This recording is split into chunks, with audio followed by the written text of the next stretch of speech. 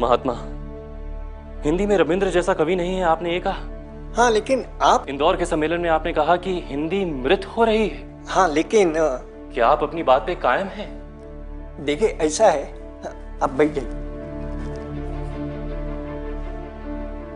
आपने हिंदी के कितने कवियों को पढ़ा है? कम पढ़ा जाता है। इसका हिंदी के साहित्यकारों पर क्या प्रभाव पड़ता होगा, आपने कभी सोचा?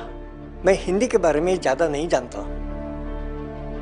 तो फिर आपको यह अधिकार किसने दिया कि आप कहें कि हिंदी में रविंद्रनाथ ठाकुर जैसा कोई कवि है ही नहीं? मेरा कहने का मतलब कुछ और था। आप रविंद्र जैसा कोई कवि हिंदी में चाहते ही नहीं। आप प्रिंस द्वारकानाथ ठाकुर का नाती या नोबेल पुरस्कार प्राप्त कोई मनुष्य चाहते हैं। क्या आपने जयशंकर प्रसाद को पढ़ा है? क्या आपने पंत को पढ़ा है? क्या आपने निराला को पढ़ा है? यदि नहीं तो मैं सूर्यकांत त्रिपाठी निराला आपसे यह कहना चाहता हूं कि आपको यह अधिकार किसने दिया कि बिना जाने आप हिंदी की तरफ उंगली उठाएं?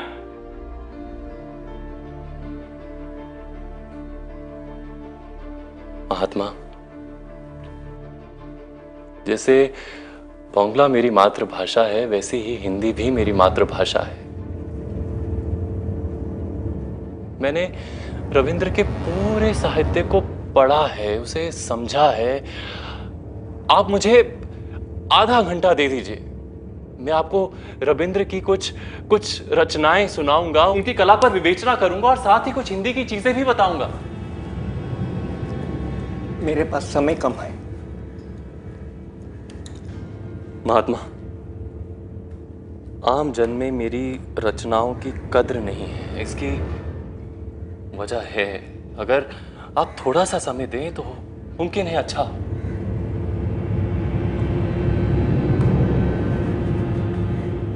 देखिए, आप अपनी किताबें मुझे भेज दीजिए। भिजवा देता हूं महात्मा। पहले आपके यहां हिंदी की जानकारी रखने वाले जितने लोग हैं उनका नाम मुझे बता दीजिए, ताकि मुझे पता तो चले कि मेरी किताबों पर वो अपनी राय दे भी सकते हैं या, क्योंकि आपको हिंदी अच्छे से नहीं आती ये तो आप पहले ही कह चुके महात्मा।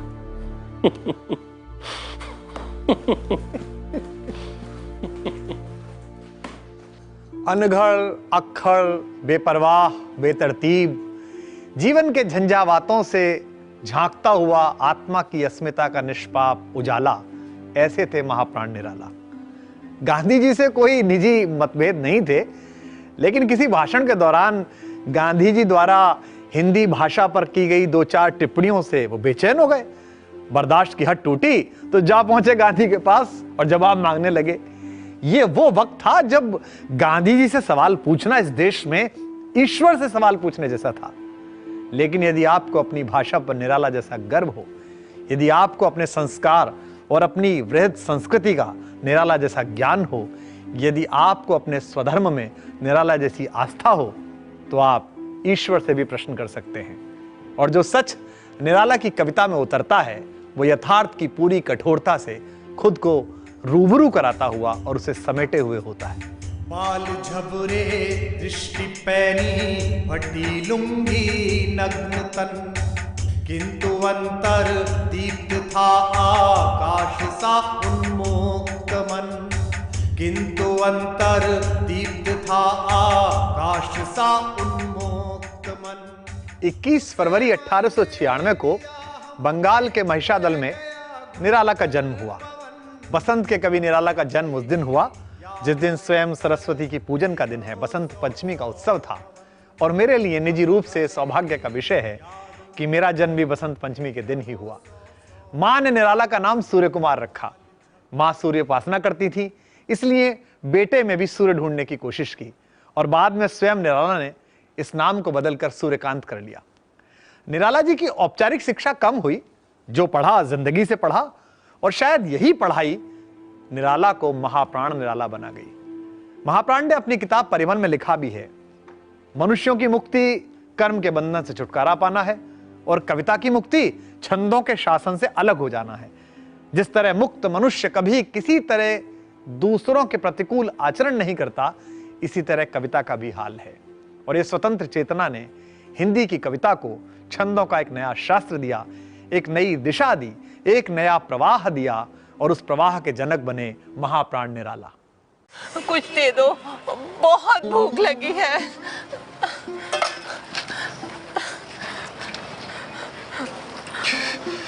ये लो माई। अब कितने दिन भीख नहीं मांगोगी? बेटा, मैं 3 दिन नहीं मांगूंगी। 3 दिन? 3 दिन। अगर मैं आपको 100 रुपए दूं तो? क्या कहा? 100 रुपए दोगे बेटा? ये 1000 रुपए रखो, मुझे आज ही मिले हैं। बेटा कहती हो ना, तो रखो माई, रखो। 1000 रुपए? 1000 रुपए? बेटा, अब तो मैं जिंदगी भर भीख नहीं मांगूंगी। बेटा, तुम खुश रहो बेटा, कितने अच्छे हो। जब निराला ने सुना कि उसने बेटा शब्द का प्रयोग किया है, तो जितनी भी रॉयल्टी निराला ने लीडर प्रेस से प्राप्त की थी, पूरी की पूरी उन्होंने उस भिखारन को दे दिया, यह कहते हुए कि तुमने बेटा कहा है तो तुम मेरी माँ हुई, आज के बाद कभी भीख ना मांगना।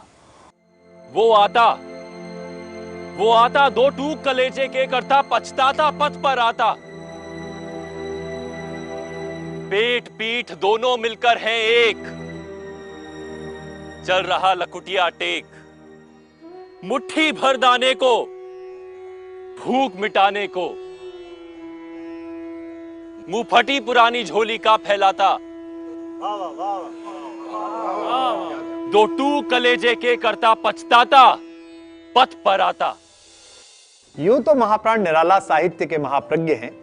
कविताएं, काव्य, कहानियां, उपन्यास, नाटक, निबंध, अनुवाद, सब कुछ उन्होंने उत्कृष्ट लिखा।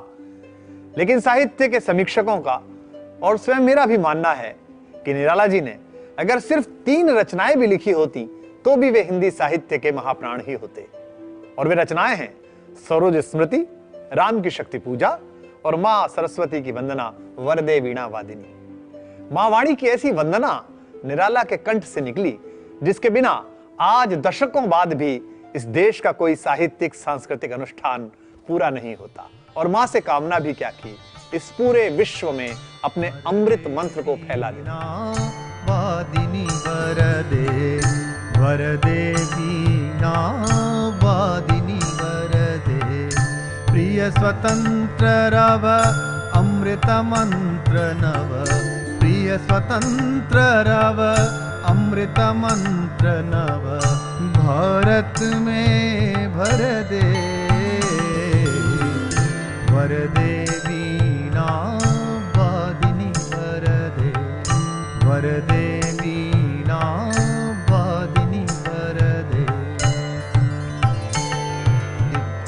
कलुष भेद तम हर प्रकाश भर, कलुष भेद तम हर प्रकाश भर, जगमग जग कर दे वरदेवी। श्री रामचंद्र कृपालु भज मन, हरण भव भय दारुणम। निराला जी का विवाह 1911 में 15 साल की आयु में हो गया था। उनकी पत्नी मनोहरा देवी अध्ययनशील महिला थी और भजन बहुत अच्छे गाती थी। नव कंज लोचन कंज मुख कर, कंज पद कंजारुणम। श्री राम श्री राम।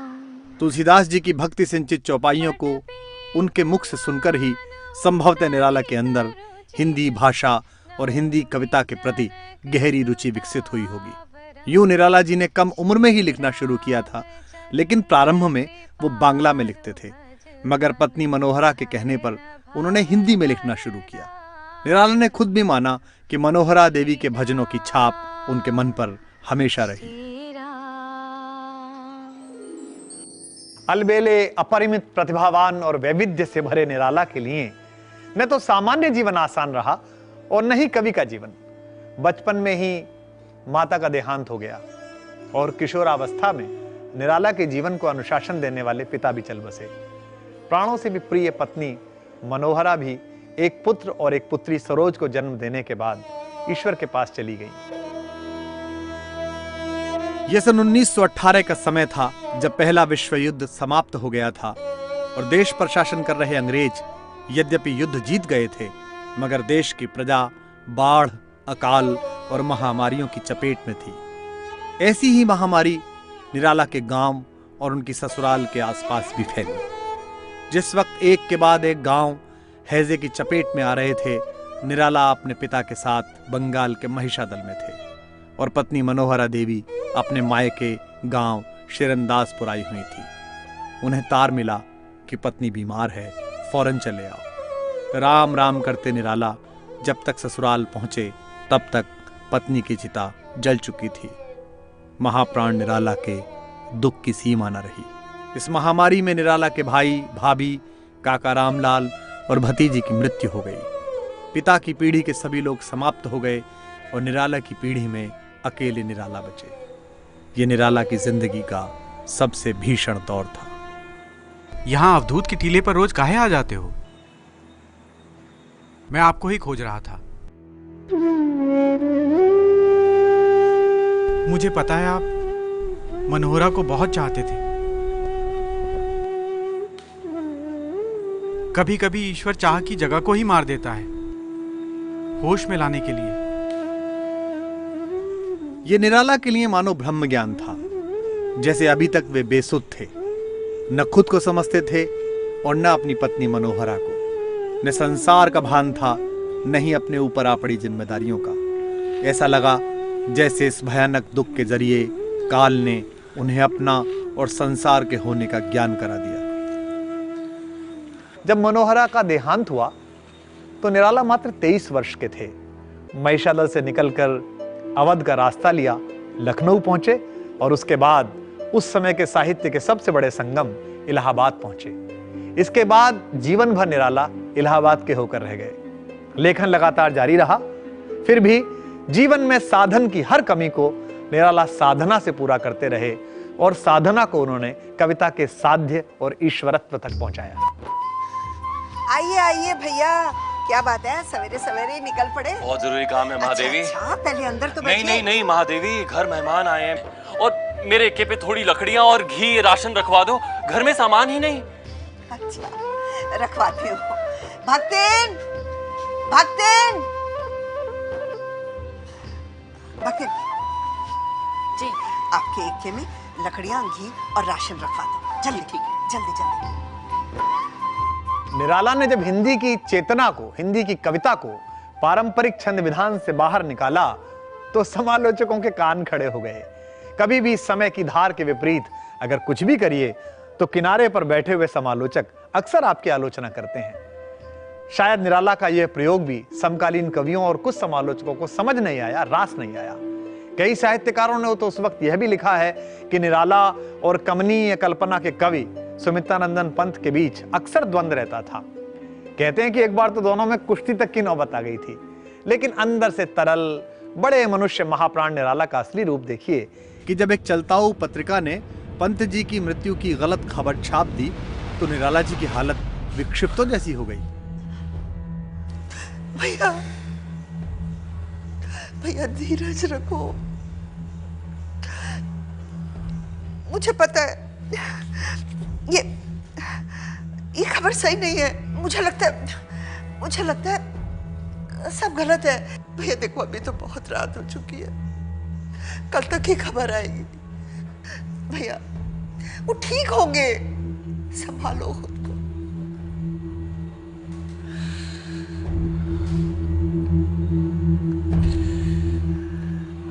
मैं चलता हूं।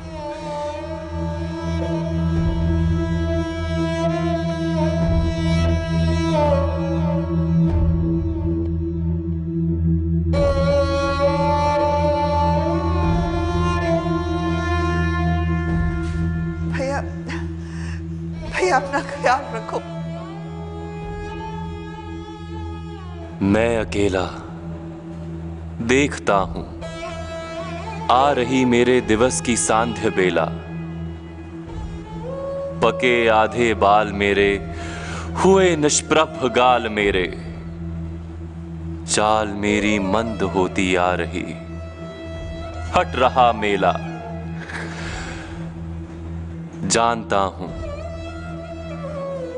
नदी झरने जो मुझे थे पार करने, कर चुका हूं। हंस रहा ये देख कोई ना भेला, मैं अकेला।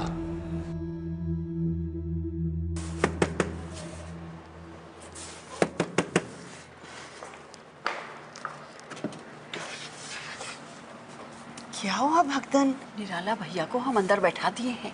क्या इतनी सवेरे आए हैं वो? अरे आए कहाँ से हैं, वो गए कब थे? पार्क में रात भर बैठे रहे, वो भी ओस में, और हम भी सो रहे थे। जब सवेरा हुआ तब देखा। हे भगवान,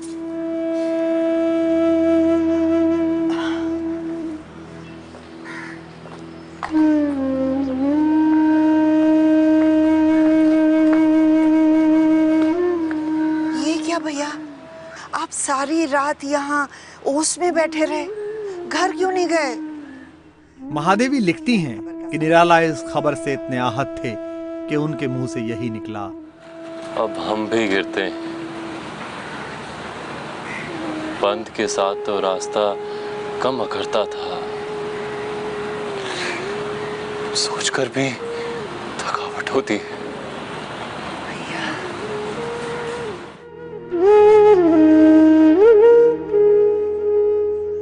निराला की कविता के विषय भी बड़े निराले रहे। जिस भिक्षुक का जीवन खुद अपने लिए कोई विषय नहीं है, वो निराला की कविता का विषय है। शिवाजी का पत्र हो या जूही की कली हो, सभी निराला के कहन और कहानी का हिस्सा है। इलाहाबाद के पथ पर श्रम बाला को पत्थर पर चोट करते हुए देखकर निराला के अंदर से जो टूटता है वह पत्थर से भी भारी है, और इसीलिए उस कविता में पानी जैसी धार है। वह तोड़ती पत्थर देखा मैंने उसे इलाहाबाद के पथ पर।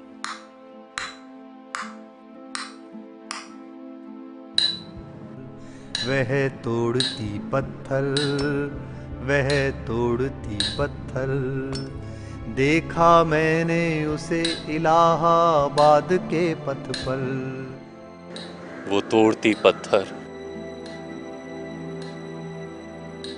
देखा मैंने उसे इलाहाबाद के पथ पर। वो तोड़ती पत्थर, वो तोड़ती पत्थर, वो तोड़ती पत्थर, देखा मैंने उसे इलाहाबाद के पथ पर। वो तोड़ती पत्थर। कोई न छायादार पेड़ वह जिसके तले बैठी हुई स्वीकार। श्याम तन भर बंधा यौवन, नत नयन प्रिय कर्म रत मन। गुरु हथौड़ा हाथ करती बार बार प्रहार, सामने तरु मालिका अट्टालिका प्राकार। वह तोड़ती पत्थर, वह तोड़ती पत्थर। देखते देखा मुझे जो एक बार, उस भवन की ओर देखा छिन्न तार। देखते मुझे देखा जो एक बार, उस भवन की ओर देखा छिन्न तार। वो तोड़ती पत्थर, वो तोड़ती पत्थर, वो तोड़ती। क्या कविता है, वाह बहुत अच्छी। एक क्षण के बाद वह कांपी सुधर, ढुलक माथे से गिरे सीकर। लीन होते कर्म में फिर ज्यों कहा, लीन होते कर्म में फिर ज्यों कहा। मैं तोड़ती पत्थर, मैं तोड़ती पत्थर, वह तोड़ती पत्थर।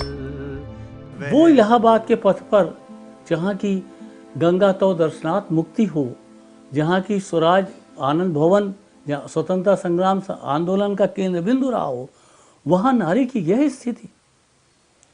तो ये पत्थर निराला ही तोड़वा सके। ये साम्राज्यवाद का पत्थर टूट रहा था, ये पूंजीवाद का पत्थर टूट रहा था, और ये एक बार के प्रहार से नहीं, करती बार बार प्रहार। सामने तरुमालिका अट्टालिका प्राकार।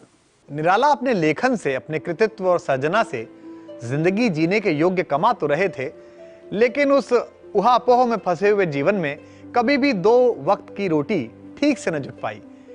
और यही कारण था कि निराला के अपने तन पर कपड़ा हो या ना हो, लेकिन वो किसी को ठंड में ठिठुरता हुआ नहीं देख सकते थे। निराला के अपने खाने का इंतजाम हो या ना हो, लेकिन मार्ग के किनारे किसी को भूखा निराला नहीं देख पाते थे। महादेवी, इस महीने की पारितोषिक की धनराशि को मैं हिसाब से खर्च करना चाहता हूँ। मेरे लिए खर्च हिसाब बना दो। भैया, ये काम जरा टेढ़ा है। अरे क्यों? याद है पिछली बार पूरे महीने के खर्च के लिए मुझे 300 रुपए दिए थे? हाँ दिए थे। और जो पूरे महीने चलने थे? हाँ भाई चलने थे। और दूसरे दिन ही किसी गरीब विद्यार्थी की फीस जमा करवानी पड़ी। बहुत जरूरी थी महादेवी। हाँ, और फिर दोपहर को अपने किसी दोस्त के लिए 60 रुपए देने भी जरूरी थे। बहुत मुश्किल में था वो। और लखनऊ में किसी टांगे वाले की माँ के लिए 40 रुपए का मनी ऑर्डर भी कराना जरूरी था। उसकी माँ की तबीयत बहुत खराब थी। ठीक है, माँ की तबीयत खराब थी, पर दूसरे दिन अपने किसी दिवंगत मित्र की भतीजी के लिए शादी में 100 रुपए भी देने जरूरी थे। देवी बिटिया है वो मेरी। बिटिया तो है, पर ये 300 रुपए तो 2 दिन में ही खत्म हो गए ना। ठीक कहती हो महादेवी। और कई बार महादेवी जी ने कोशिश की कि निराला जी को कुछ अच्छे वस्त्र दिए जाएं। एक बार उन्होंने एक कोट बनवाया निराला जी के लिए, बहुत अच्छा कोट था कि निराला जी को जाड़े में बड़ा काम आएगा, और कुछ रजाइयाँ दी। जब महादेवी जी ने कुछ दिन बाद देखा तो पता चला कि निराला जी वो क्या हुआ जो हमने दिया था। कहें वो ग्वाला एक आता था, वो जाड़े में कांप रहा था, इसलिए मैंने वो जो तुमने कोट दिया था मैंने वो उसको दे दिया। छायावाद के प्रसिद्ध कवि जयशंकर प्रसाद जी ने महाप्राण के बारे में कहा था कि वो हिंदी को ईश्वर की देन है। निराला ने नए प्रयोगों के माध्यम से हिंदी को विश्व भाषा के मार्ग पर जाने के लिए प्रशस्त किया, उसका रास्ता तैयार किया। कुछ आलोचक तो निराला से इतना चिढ़ते थे कि उनकी हर कविता उन्हें खटकती थी। निराला ने जब अपनी कविता जूही की कली छपने के लिए भेजी तो वो सरस्वती पत्रिका के दरवाजे से वापस लौटा दी गई। ऐसी कितनी सारी कविताएं, कितनी रचनाएं निराला जी की लौटी हैं। सरोज स्मृति में वो इस प्रसंग को याद भी करते हैं। लौटी रचना लेकर उदास, ताकता रहा मैं भीमकाश। एक क्षण के बाद में वो कांपी सुघर, ढुलक माथे से गिरे सीकर, लीन होते कर्म में फिर ज्यों कहा, मैं तोड़ती पत्थर, मैं तोड़ती पत्थर। निराला जी तो निराले हैं, ऐसा लगा मानो सामने ही घट रहा हो। और ये देखो, विचार के इसी अंक में भगवती बाबू ने निराला जी की कविता तो छापी है और साथ में ये नोट भी लिखा है। इधर हाल ही के दिनों में उनकी विचित्रता की प्रतिभा सीमा तोड़ने पर आमादा हो गई।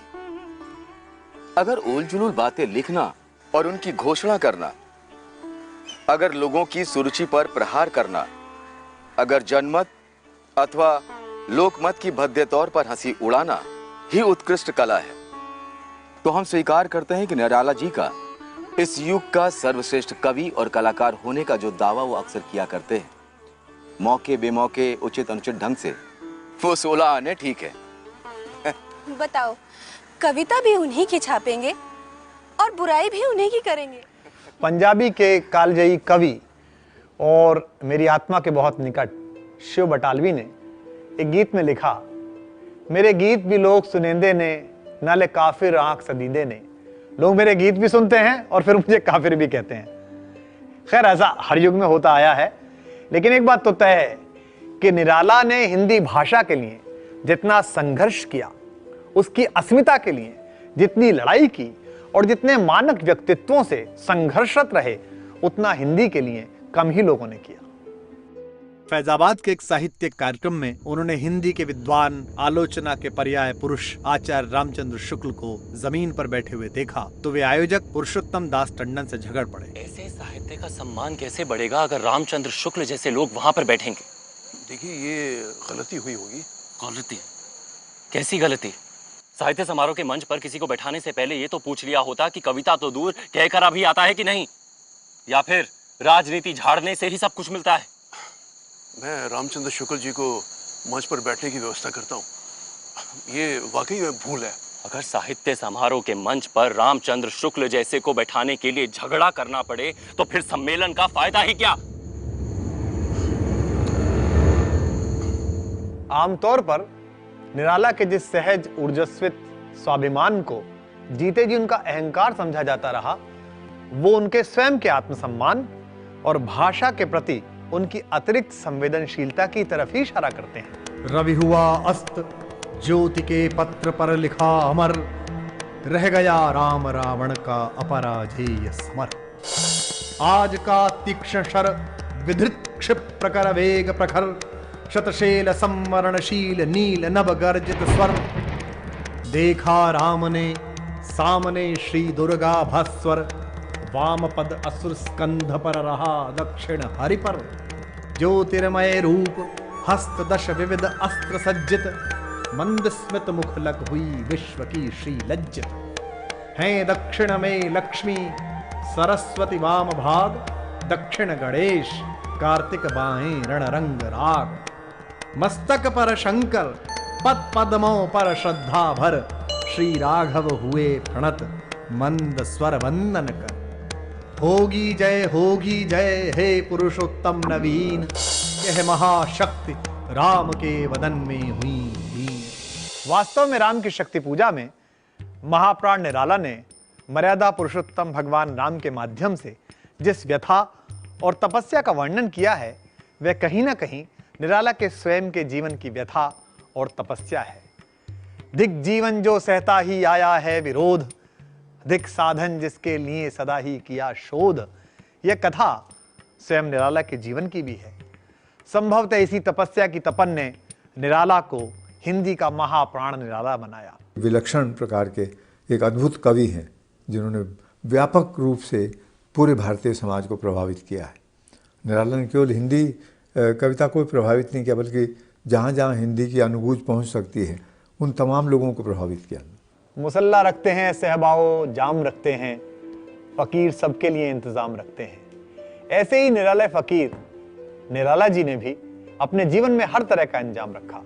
जहां उन्होंने जागो फिर एक बार जैसा जागरण गीत लिखा, भिक्षुक जैसी अत्यंत संवेदनशील कविताएं लिखी, वहीं निराला के अंदर के श्रृंगार ने जब काव्य रूप लिया तो जिस इलाहाबाद में पत्थर तोड़ती लड़की को देखकर उन्होंने करुणा बरसाई थी, उसी इलाहाबाद के पवित्र गंगा तट पर घाट पर नहाती हुई एक तस्वीर को इस तरह बांधा कि वे लौकिक कविता अलौकिक संदर्भ देने लगी। बांधो न नाव इस ठाव बंधु, बांधो ना नाव इस ठाव बंधु, पूछेगा सारा गांव बंधु, पूछेगा सारा गांव बंधु।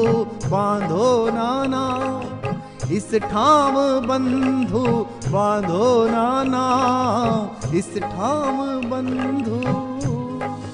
यह घाट वही जिस पर हंस कर, यह घाट वही जिस पर हंस कर, वह कभी नहाती थी धंस कर, आंखें रह जाती थी फंस कर, आंखें रह जाती थी फंस कर।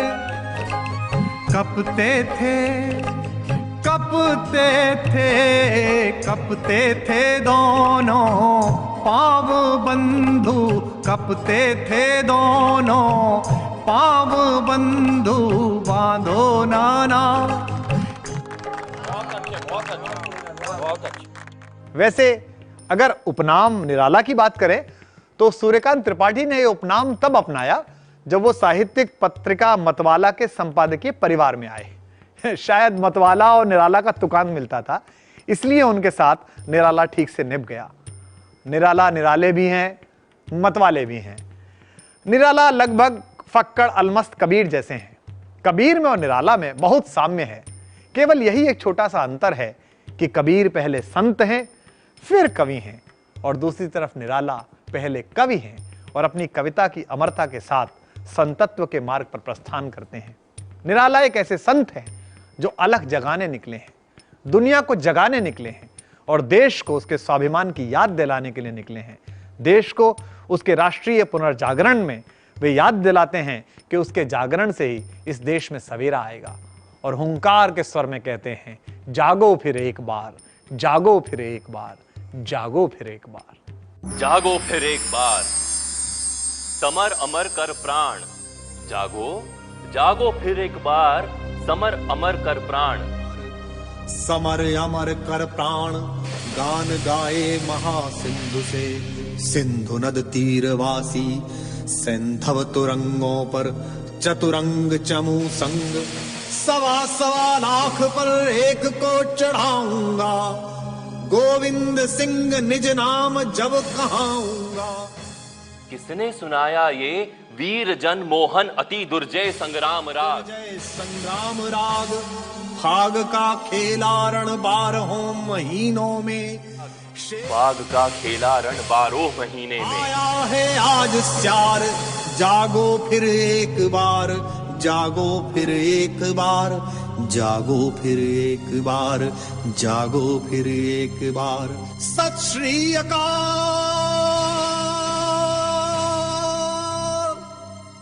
शेरों की मांद में आया है आज सियार, जागो जागो फिर एक बार। वाह, क्या लिखा है आपने, बहुत बढ़िया। इसकी प्लेट बनने के लिए भेज दो। ठीक है।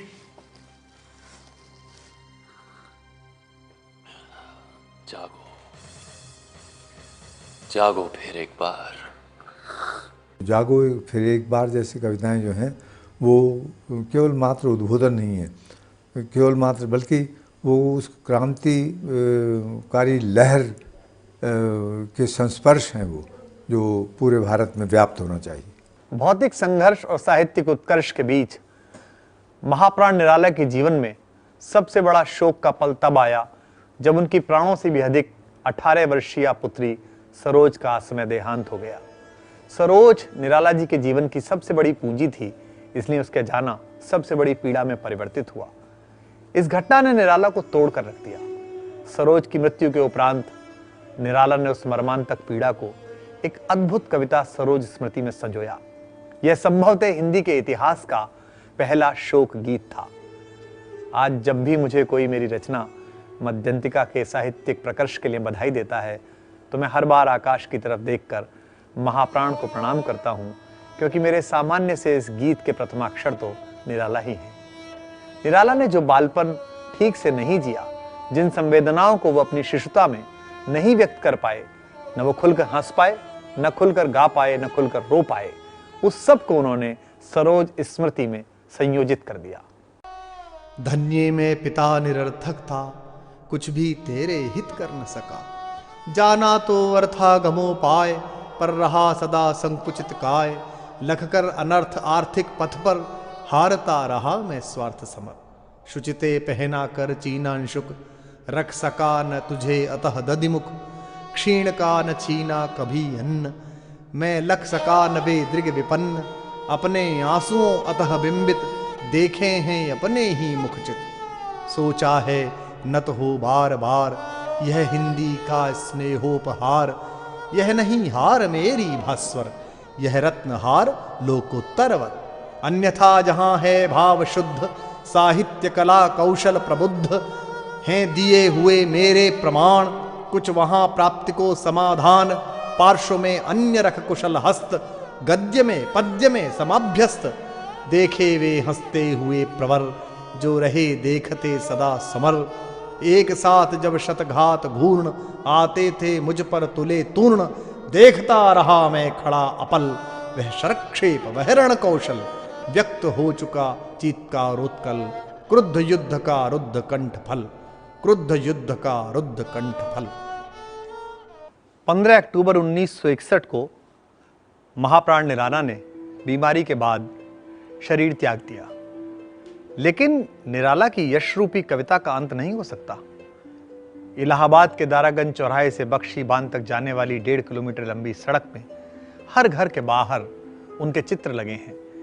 ये किसी नेता या अभिनेता के चित्र नहीं हैं, बल्कि उस महान आत्मा, उस महाप्राण के हैं जिसने इसी छोटी सी गली में रहकर हिंदी साहित्य के अनंत आकाश में अपने अमिट स्वर्णिम हस्ताक्षर किए। यही वह गली थी जहां के दृश्य पर कभी तोड़ती पत्थर जैसी कालजयी कविता लिखी गई। यही वह गली है जहां महादेवी वर्मा जैसी बहन महाप्राण निराला जैसे भाई को राखी बांधने आई। यही वह गली है जहां कुशवाहा जी की दुकान पर निराला ने दौने भर भर रबड़ी खाई, लंबा उधार चला और किसी कवि सम्मेलन में लौटे तो पैसे दे दिए। इसी गली में निराला ने सुमित्रानंदन पंत जी को 1 लीटर के ग्लास में जबरदस्ती लस्सी पिलाई। अलमस्त फकीर निराला की यादें उनकी कविताई की तरह हिंदी साहित्य संसार में अमिट हैं। निराला अमर राग हैं जो सदियों तक मंगल गान की तरह गाए जाते रहेंगे। निराला हमारे साहित्यिक, सामाजिक और भारतीय अनुष्ठानों के वे प्रारंभिक स्वर हैं जिसके माध्यम से हम वीणा वादिनी मां सरस्वती से वरदान मांगते रहे। वरदे वीणा वादिनी वरदे, वरदे वीणा वादिनी वरदे। काट अंध उर के बंधन स्तर, काट अंध उर के बंधन स्तर। महाजननी ज्योतिर्मय निर्झर, काट अंध उर के बंधन स्तर। महाजननी ज्योतिर्मय निर्झर। कलुष भेद तम हर प्रकाश भर, कलुष भेद तम हर प्रकाश भर। जगमग जग कर दे, वरदे वीणा